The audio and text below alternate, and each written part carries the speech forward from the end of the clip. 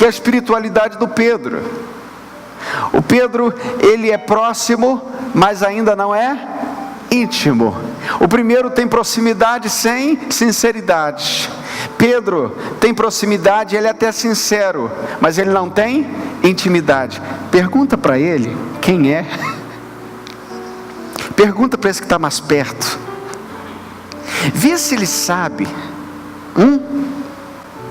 É o tipo de espiritualidade que não subsiste diante da dúvida, que não consegue de maneira nenhuma encontrar uma resposta direta que venha de Jesus para o coração dele. É sempre uma resposta terceirizada, porque ele não tem segurança ainda de intimidade com Cristo, porque Cristo ainda não lhe manifesta no coração coisas profundas. Por isso Jesus uma vez falou para Pedro: Pedro, quando você se converter, abençoa seus irmãos.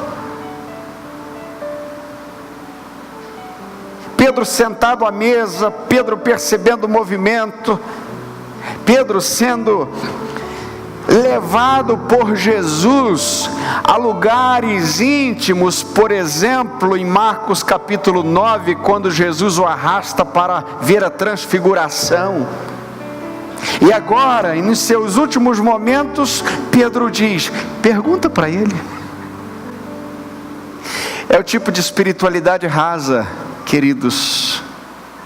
É o tipo de espiritualidade que logo, logo deverá trair ao mestre, como foi com Pedro. Que no bolo, como Pedro, embora hoje ele não seja o foco, mas que no bolo ele até corta a orelha do soldado, mas quando ele está sozinho ele nega. É uma espiritualidade que se apoia na fé alheia.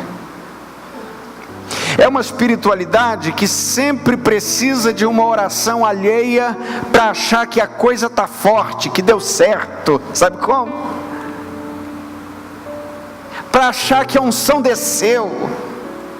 Não, eu já orei, mas eu vou lá no pastor para ele fazer uma oração forte, porque vai que a minha não está legal.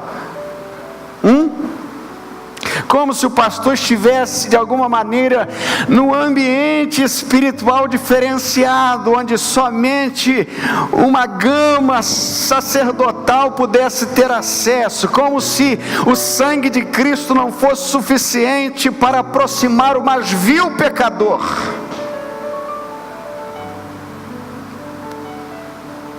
O sangue de Cristo nos purifica de todo pecado. Aleluia. E o que nos separa de Deus é o pecado, e o sangue de Cristo nos aproximou exatamente por isso. Por isso não há líder, não há liderado, não há pastor, não há membros, todos juntos somos um em Cristo. E é claro que neste corpo há funções diferenciadas, há ministérios outros, isso é óbvio.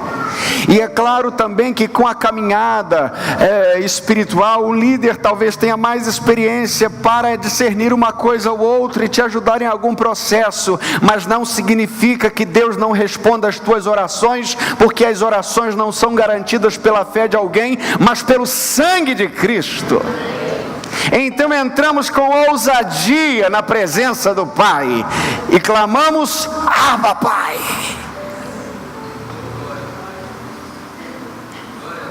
E deixamos a espiritualidade moletante, que precisa de arrimos outros para se consolidar.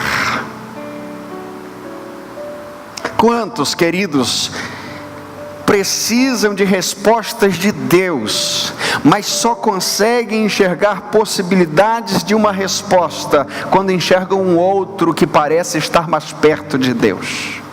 Pergunta para ele. Que isso? Que manutenção da infantilidade espiritual temos visto de tantos líderes que dizem: vem aqui porque eu vou orar por sua vida e Deus vai te dar resposta, como se Ele fosse o único que pudesse concatenar todas as respostas divinas, como se Cristo não fosse um mediador suficiente para as nossas orações.